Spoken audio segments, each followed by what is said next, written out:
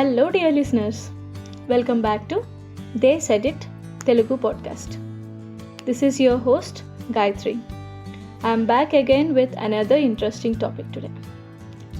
ఈరోజు మనం మాట్లాడుకోబోయే టాపిక్ ఏంటంటే అబౌట్ బిలీఫ్ సిస్టమ్స్.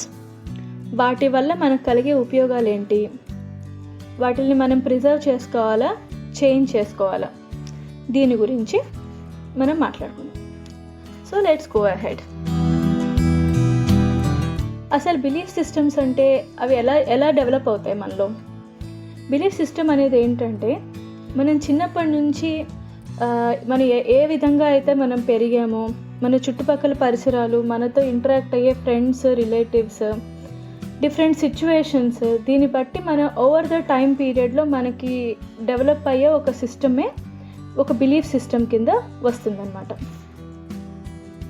దీన్ని బట్టే మనం ఒక సిచ్యువేషన్లో మనం ఎట్లా బిహేవ్ చేస్తాం, లేకపోతే ఒక వేరే పర్సన్తో, అన్నోన్ పర్సన్ కానీ నోన్ పర్సన్స్తో కానీ మనం ఎట్లా రియాక్ట్ అవుతాం, లేకపోతే ఒక ప్లేస్ లేదా ఒక స్పెసిఫిక్ సిచ్యువేషన్కి ఎలా అడాప్ట్ చేసుకోగలుగుతాం, ఇవన్నీ ఈ బిలీఫ్ సిస్టమ్ మీద ఆధారపడి ఉంటాయి అన్నమాట. సో దీనికి ఈ బిలీఫ్ సిస్టమ్ అనేది మన కోర్ బిహేవియర్కి ఒక వెరీ ఇంపార్టెంట్ ఫ్యాక్టర్ అని చెప్పొచ్చు. ఎందుకంటే మనం ఒక సింపుల్ ఎగ్జాంపుల్ తీసుకుంటే, ఇప్పుడు ఒక పర్సన్ ఫస్ట్ టైం ఇంటర్వ్యూకి వెళ్ళినప్పుడు తన ఫీలింగ్ కానీ, second or third time interview face చేసే సిచ్యువేషన్కి చాలా తేడా ఉంటుంది. ఇక్కడ జస్ట్ ఇంటర్వ్యూ అనేది ఒక ఎగ్జాంపులే అవ్వచ్చు, కానీ ఇలాంటి పనులు ఏదైనా సరే ఫస్ట్ టైం మనం స్టార్ట్ చేసేటప్పుడు మనకు ఇనిషియల్ మోటివేషన్ అనేది ఉండదు అనమాట. ఎందుకంటే దాని గురించి మనకి ఎలాంటి ఇన్ఫర్మేషన్ కానీ, అలాంటి సిచ్యువేషన్కి సంబంధించిన అలవాట్లు కానీ మనకి లేవు కాబట్టి. సో ఇలాంటి అన్కంఫర్టబుల్ సిచ్యువేషన్స్లో మన లైఫ్లో ఎప్పుడైనా ఒకసారైనా మనం వెళ్ళాల్సి వస్తుంది. మనం అంతకుముందు చేయని పనుల్ని, లేకపోతే కొత్త సిచ్యువేషన్స్ని ఫేస్ చేయాల్సి రావాల్సి వస్తుంది అనమాట. సో ఇలాంటి టైంలో మనం దాన్ని సక్సెస్ఫుల్గా హ్యాండిల్ చేయాలంటే మనకి కావాల్సిన దాన్నే మోటివేషన్ లేకపోతే స్టిమ్యులేషన్ అంటారు. ఆ స్టిమ్యులేషన్ని మనకి టచ్ చేయాలంటే మన బిలీఫ్ సిస్టమ్ని దాటి ఆ ట్రిగరింగ్ పాయింట్స్ అనేవి ఉండాలన్నమాట. ఇలాంటప్పుడే కొంతమందికి ఏంటంటే, ఏదైనా మంచి మాటలు వింటే ఆ మోటివేషన్ వస్తుంది. ఇంకొంతమందికి పర్సనల్ ఇన్ఫ్లుయెన్స్, లైక్ అంతకుముందు ఇలాంటి సిమిలర్ సిచ్యువేషన్లో వాళ్ళు ట్రై చేసింది లేదా సక్సెస్ అయిన విషయాల్ని గుర్తు తెచ్చుకోవడం వల్ల ఆ మోటివేషన్ అనేది వస్తుందన్నమాట. కానీ ప్రతి సిచ్యువేషన్కి ఇలా రిలేట్ చేసుకోలేమా, ఇదొకటి క్వశ్చన్. ఒకవేళ రిలేట్ చేసుకున్న ఆ ఎక్స్పీరియన్సెస్ మనకున్న ఆ రోజు సిచ్యువేషన్ బట్టి అంత మోటివేషన్ ఇవ్వగలవా? మనం సక్సెస్ అవ్వగలిగినంత మోటివేషన్ ఆ సిచ్యువేషన్స్ లేదా ఆ మాటలు ఇవ్వగలగచ్చు, ఇవ్వలేకపోవచ్చు. సో మనకున్న ఆ సిచ్యువేషన్లో మనకి కావాల్సిన ఆ ట్రిగరింగ్ పాయింట్స్ని మనం ఎలా ఐడెంటిఫై చేస్తాం? అలాగని చెప్పి ఎప్పుడు మోటివేటెడ్గా ఉండడానికి వీలవుతుందా మనకి?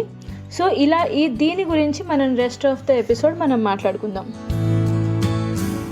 మనం ఇందాక అనుకున్నట్టు సక్సెస్ అనేది ఒక మోటివేషనల్ ఫ్యాక్టర్ అనుకుంటే, ఆ సక్సెసే మనకి ఎప్పుడు మోటివేషన్ ఇవ్వాలి కదా. సో మనం ఈ ఎగ్జాంపుల్ చూద్దాం. ఫర్ ఎగ్జాంపుల్, ఒక బీటెక్ స్టూడెంట్ని తీసుకుందాం. తను ఒక థర్డ్ సెమిస్టర్ లేకపోతే థర్డ్ ఇయర్లో ఉన్న స్టూడెంట్ అనుకోండి. తనని ఒకవేళ కనుక మనం ఫస్ట్ ఇయర్ క్వశ్చన్ ఏదైనా అడిగితే తనకి గుర్తుండకపోవచ్చు. ఎందుకంటే తను ఫస్ట్ ఇయర్లో ఆ ఎగ్జామ్స్ని క్లియర్ చేయాలన్న ఉన్న మోటివేషన్ థర్డ్ ఇయర్కి it was no more important for him or her కదా. సో సక్సెస్ అనేది మనం ఎప్పుడైతే మనం మోటివేషన్కి ఒక ఫ్యాక్టర్ కింద పెట్టుకుంటామో అది మనకి ఎక్కువ కాలం ఉండదన్నమాట. సో ఫర్ ఎగ్జాంపుల్, నా ఎగ్జాంపులే తీసుకుంటే, ఒక two months back I gave my Norwegian exam. So before I gave my exam నేను నార్వేజియన్ రోజు ప్రాక్టీస్ చేసేదాన్ని. I use to read, learn, watch news, right articles and read news అంతా చేసేదాన్ని. కానీ ఒక్కసారి ఎగ్జామ్ అయిపోగానే నాకెందుకో ఇట్ ఈస్ ఓకే, నాకు ఇంకా నార్వేజియన్ అవసరం లేదు, ఐ ఫినిష్డ్ మై ఎగ్జామ్స్, ఇదే ఫీలింగ్ ఉంది. అసలు ఫస్ట్ నాకు నార్వేజియన్ నేర్చుకోవడానికి మోటివేషన్ అయినా ఇప్పుడు పిల్లలకి ఎడ్యుకేషన్లో దానికి హెల్ప్ చేయాలన్నా, లేకపోతే నాకు స్పెసిఫిక్గా ఉన్న ఇంట్రెస్ట్ కానీ ఒక్కసారి నేను ఎగ్జామ్లో సక్సెస్ అయ్యాను అన్న దగ్గర నుంచి it just vanished away. Especially after I got my results and I got my B1 in document in my hand, I never practiced Norwegian for some time. Almost 2-3 weeks నేను అసలు నార్వేజియన్ నేను చదవలేదు. I was totally avoiding Norwegian అనమాట. తర్వాత after 2 weeks around December జనవరి కదా, new year holidays వరకు అయిపోయిన తర్వాత I was back at my work. నేను ఎప్పుడైతే మళ్ళీ బ్యాక్ వర్క్లోకి వెళ్ళానో అక్కడ మళ్ళీ మా కొలీగ్స్ అందరూ when they started to talk in Norwegian and when they were మీటింగ్స్లో ఉన్నప్పుడు నార్వేజియన్ మాట్లాడుకున్నప్పుడు I was feeling I'm a total alien. ఎందుకంటే అది టచ్ పోయింది. ఫస్ట్ ఆఫ్ ఆల్ మోటివేషన్ పోవడం వల్ల the efforts that I put for all these months they went in vain, first point. So నాకు అప్పుడు అనిపించింది ఏంటంటే I shouldn't be wasting all these efforts and the things that I learned. So నాకు అప్పుడు my next motivation to continue learning or keep my efforts is to get well integrated in my workspace. So చూసారు, ఇక్కడే మనకి within ఒక few months స్పాన్లోనే motivation అనేది వెంటనే change అయిపోయింది. The goal was same, to learn Norwegian.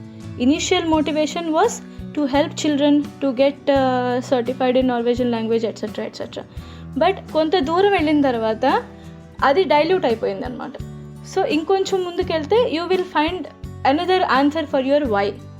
మీకు ఉన్న question why I should learn something or why I should do something అనే క్వశ్చన్కి ఆన్సర్ చేంజ్ అయిపోయినప్పుడు ఆ మోటివేషన్ ట్రాక్ పోతుంది. That is no more your triggering point or the thing that you want to do. So మనం ఈ triggering points, stimulation, motivation వీటి గురించి మనం ఇంటర్ కనెక్టెడ్గా కొన్ని విషయాలు మాట్లాడుకున్నాం కదా. సో అసలు ఇది ఎలా పాసిబుల్? మనకి ఏదైనా ఒక విషయం జరిగినప్పుడు అది మనకి ఎలా ట్రిగర్ అవుతుంది, దానివల్ల మనం ఎలా అంతకుముందు చేయని పని కూడా మనం ఎట్లా చేయగలుగుతున్నాం? దీనికి ఆన్సర్ ఈ చిన్న ఎగ్జాంపుల్ చూస్తే మనకు తెలిసిపోతుంది. ఒక అతను ఉన్నాడు అనుకోండి, తనకి ఆల్మోస్ట్ ఒక 20 days నుంచి వైరల్ ఫీవర్లో ఉన్నాడు. So he was just lying on the bed in the hospital. ఒక 20 days నుంచి ఏమి తినట్లేదు. He was only having that saline ఉంది, సెలైన్ మీదనే ఉన్నాడు. సో అసలు కదలడానికి ఏమాత్రం ఓపిక లేని అతను పక్కన నుంచి సౌండ్లు, పెద్ద పెద్దగా అరుపులు వినిపించినాయి. ఆ హాస్పిటల్లో ఫైర్ యాక్సిడెంట్ జరిగింది. సో అందరూ బిల్డింగ్ ఎవాక్యుయేట్ చేసి బయటికి పరిగెత్తుతున్నారు. సో ఆ టైంలో ప్రాణాలకే అపాయం అని తెలిసినప్పుడు పడుకుని ఉంటాడా, పరిగెత్తి పారిపోతాడా? ఖచ్చితంగా ప్రాణాలే పోయే పరిస్థితి వస్తే వైరల్ ఫీవర్ అనే ఆలోచనే ఉండకుండా పరిగెత్తి పారిపోతాడు. ముందు హాస్పిటల్ నుంచి బయటికి వచ్చేస్తాడు కదా. సో మనకి కూడా ఏదైనా మనం చేయగలిగే కాంపిటెన్స్ మన లోపలే ఉంటుంది, కానీ దాన్ని మనం చాలా అదర్ లేయర్స్తో మనం కప్పేసి ఉండొచ్చు. ఫర్ ఎగ్జాంపుల్, మీరు ఏదైనా కొత్త విషయం ట్రై చేయాలనుకుంటే maybe it is not my cup of tea.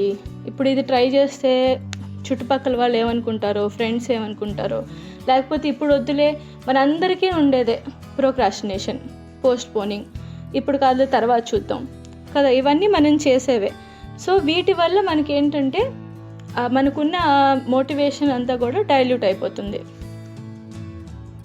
So మనం ఏంటంటే ఎప్పటికప్పుడు మనకి కావాల్సిన మోటివేషన్ని, ఆ ట్రిగరింగ్ పాయింట్స్ కోసం మనం సర్చ్ చేస్తూనే ఉండాలి. చాలామంది రోల్ మోడల్స్ని ఫాలో అవుతూ ఉంటారు. వాళ్ళ పిక్చర్స్ని వాల్ మీద పోస్ట్ చేసుకుంటారు, వాళ్ళ గురించి డైరీస్లో వాటిల్లో రాసుకుంటూ ఉంటారు. ఇది ఒక వెరీ బెస్ట్ ఎగ్జాంపుల్. ఇంకొక విషయం, మనందరం చాలామందిని చూసే ఉంటాం, ఎగ్జామ్కి కరెక్ట్గా 1 day ముందర మూవీ చూసి ఎగ్జామ్కి వెళ్ళేవాళ్ళు కదా. ఇది కూడా చాలా కామన్గా మనం చూస్తూనే ఉంటాం. Nothing wrong in finding that point. దానికోసం మనం సర్చ్ చేసుకుని మనకి ఆ సిచ్యువేషన్లో ఏది మంచిదైతే అది చేసుకోవచ్చు. మనం లాస్ట్ ఎపిసోడ్లో చెప్పుకున్నట్టు సెల్ఫ్ వర్త్ అనేది మనకి ఎక్స్టర్నల్ ఫ్యాక్టర్స్ నుంచి వస్తుంది. ఎందుకంటే మనం ఏదైనా వేరే సిచ్యువేషన్లో అన్కంఫర్టబుల్ సిచ్యువేషన్లో ఉన్నప్పుడు బయట నుంచి మనుషులు కానీ సిచ్యువేషన్ కానీ అప్పుడున్న పరిస్థితులను బట్టి కానీ మనకు వచ్చే ఆ క్వశ్చనింగ్ మెంటాలిటీనే సెల్ఫ్ వర్త్ అది. కానీ ఈ బిలీఫ్ సిస్టమ్ అనేది మన లోపలే ఉంటాయి. సో దీనికి యాక్షన్ ఏంటంటే మనం ఇన్సైడ్ అవుట్, మనకు ఇందాక చెప్పినట్టు మన కోర్ కాంపిటెన్స్ పైన ఉన్న లేయర్స్ ఏవైతే ఉన్నాయో let's just push them out and then your core competence is the only thing that is remaining. ఈ ప్రాసెస్లో నేను తెలుసుకున్నది ఏంటంటే ఈ హోల్ ప్రాసెస్ని ఒక 2 స్టెప్స్ కింద మనం డివైడ్ చేసినట్లయితే, first thing what is your need. మీ నీడ్ కనుక మీకు తెలిస్తే just don't right away start చేయొద్దు. అది just have a question for that need. Why I need to do this or why I need this particular thing. When you have your answer ready for particular need, ఆ నీడ్కి కనుక మీరు answer చేయగలిగితే why క్వశ్చన్కి, then it is well and good. You are done with one part of the exercise కదా. For example ఇందాక మనం చెప్పుకున్నట్టే నాకైతే నార్వేషన్ నేర్చుకోవడానికి వై, అప్పుడు వేరే వైకి వేరే ఆన్సర్ ఉంది, ఇప్పుడు వైకి వేరే ఆన్సర్ ఉంది. Maybe it will change in future also, చెప్పలేను. సో ఫర్ ఇంకొక ఎగ్జాంపుల్, ఒకవేళ మీరు కొత్త టెక్నాలజీ నేర్చుకుందాం అనుకుంటున్నారు, why, because I use it in my next project కదా. కానీ దీన్ని మనం ఎక్కువ కాలం సేపు మోటివేటెడ్గా stay focused for a longer time మనం ఏం చేయాలంటే ఈ వై క్వశ్చన్కి ప్లస్ ఎమోషన్ని యాడ్ చేయాలి. దానికే ఆ ఎమోషన్ అనేది అది మీరు ఖచ్చితంగా మీరు సెర్చ్ చేస్తూనే ఉండాలి. ఎందుకంటే అది మీరున్న సిచ్యువేషన్ బట్టి ఆ పర్టికులర్ టైం బట్టి చేంజ్ అవ్వచ్చు. సో అది నా ఫార్ములా అండి. Need plus some frills and fancies of emotion topped on your needs helps you motivated for a longer and longer time కదా. So we are now in our connection time in They Said It. Yes, ఈరోజు మనం చెప్పుకోబోయే పద్యం వేమన శతకంలో ఉంది. వేమన శతకంలోని ఈ పద్యం ఏంటంటే, అనగననగ రాగ మతిశ ఇల్లుచు నుండు, తినగ తినగ వేము తీయ నుండు, సాధనముల పనులు సమకూరు ధరలోన, విశ్వధాభిరామ వినురవేమ. ఈ సింపుల్ పద్యానికి అర్థం ఏంటంటే, మనం ప్రతిరోజు పనులు చేస్తూ ఉంటే ఆ పనులే మనకు అలవాటు అవుతాయి, ఈజీగా చేసుకోగలుగుతాం అన్నమాట. ఎలా అయితే మనం ప్రతిరోజు కాస్త వేప ఎంత చేదుగా ఉంటుందో తినగా అది కూడా మనకి అలవాటు అయిపోయి తీయగా అనిపిస్తుంది. మనం ఎలాగైతే ప్రాక్టీస్ మేక్స్ మ్యాన్ పర్ఫెక్ట్ అని ఇంగ్లీష్లో మనకి ఒక సేయింగ్ ఉంది కదా, అలాగే ఒక పాట కానీ ఏదైనా ఒక పర్టికులర్ స్కిల్ని మనం చేస్తూ ఉంటే దానిలో మనం ఖచ్చితంగా సక్సీడ్ అవుతాం. చాలా చిన్న పద్యం, చాలా ఈజీ పద్యం ఇది, వినగానే కూడా చాలా తేలిగ్గా అర్థమవుతుంది. సో ఇలాంటి మంచి పద్యాలని వాటిల్ని పిల్లలకి నేర్పిస్తారని అనుకుంటున్నాను. సో మనం అన్నీ కూడా ఆలోచనలో పెట్టుకుని ఇది అవుతుందేమో అది అవుతుందేమో, మనం తెలుగులో కూడా అంటూ ఉంటాం అనుకున్నది ఒకటి అయ్యింది వేరొకటి అని. సో అది అయ్యిందేదో మనం తెలుసుకునేదాకా మనం అనుకున్నది నిజమా కాదా అని మనం చెప్పలేము. కాబట్టి ముందు మనకు అనిపించిన దాని పాసిబిలిటీస్ మనం మైండ్లోనే ఊహించుకునే బదులు, దాని మెంటల్ పిక్చర్ని ఊహించుకునే బదులు దాన్ని ప్రాక్టికల్గా కొంతైనా చేయగలిగితే అది పాసిబులా నాట్ పాసిబులా అనేది మనం తెలుసుకోవచ్చు. So I hope you liked this episode about belief systems, triggering points, stimulations. So this is your host Gayatri signing off, and keep searching for those triggering points that push you to achieve your goals. Till then, hadibra, which is not that's okay. Bye bye. Let's catch up in another episode. Bye.